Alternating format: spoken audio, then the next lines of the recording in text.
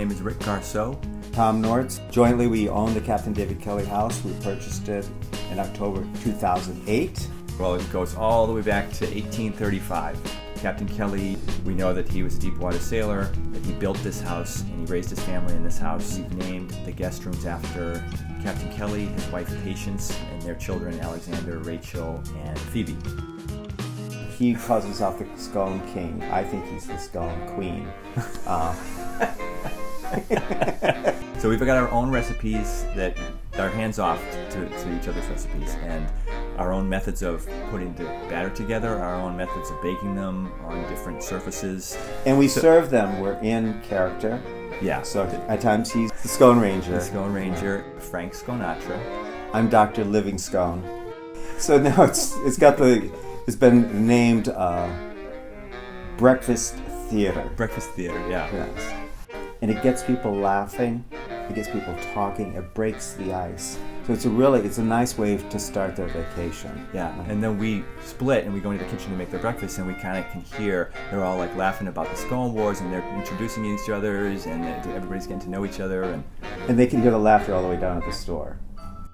It was a dream that we had for like 20 years, like a lot of people have. Wouldn't it be nice to have a bed and breakfast, and you know, it would be a nice way to make a living and be self-sufficient and not have to answer to a boss. And then we started actively looking for real estate, and the timing was right.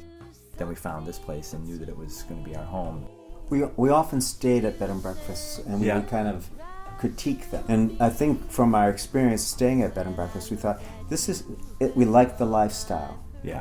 You know, it's not like it looked easy to us. It looked like work, but it looked like work that we would find fun. Yeah. And the second I saw it, he was downstairs playing the piano, and I said, oh my God, it spoke to me. This is it.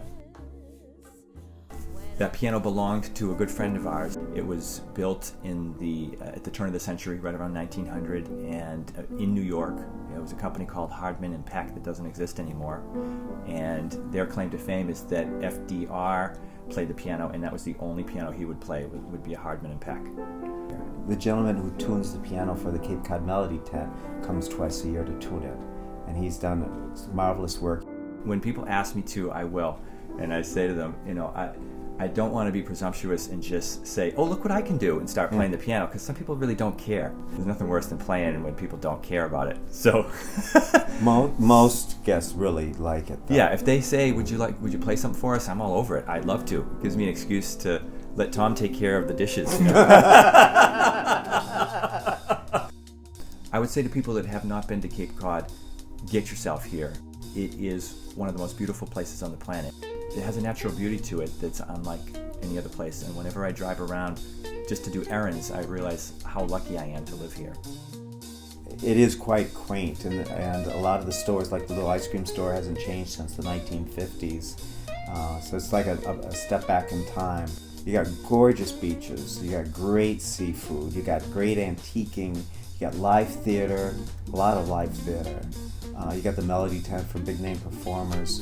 And that's all we're like within 3 miles of us. You got the ferries to Nantucket and Martha's Vineyard.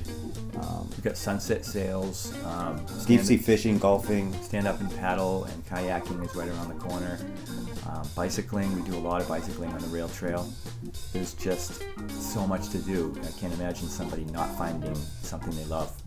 I would say that my favorite part of running a bed and breakfast is getting to meet people from all around the world and experience different cultures and see these people together at our house, dining together and getting along. We hang international flags. We have 5 flags hanging over the door, and we change them out for the countries that are visiting us. I would have to agree. I think that the best part of running the B&B is the people.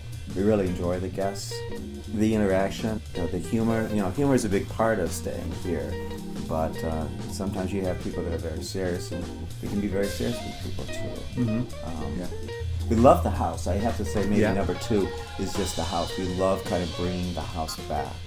She's like a grand old lady, and we love restoring her. Every step that we take to bring her back is just so exciting. And then to have repeat guests come back and see the changes, that's very exciting. We've been pumping all the money back into the house, and we are very much aware that the people before us were preparing the house for our time of ownership, and that we ultimately, as stewards of the house and the property, will be turning it over to someone else. And our commitment to ourselves and the property is we will leave it in better shape than we found it. We can't imagine the town of Centerville not having the bed and breakfast.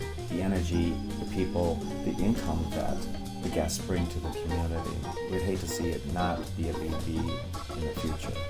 We try to create an atmosphere that makes people comfortable and feel like they're part of the family. We really want people to feel loved, and we feel that the atmosphere that we create in the house itself, the energy of the house, can transform people. You know how important your vacations are. It's like suddenly we had this realization that we're kind of responsible to make this person's week of vacation memorable. And we promise people that their stay here will be memorable. That is our commitment to them. We want our guests to feel that way. Like we've always known them. Like they're family, they're the best of friends, and that they're always welcome to come back.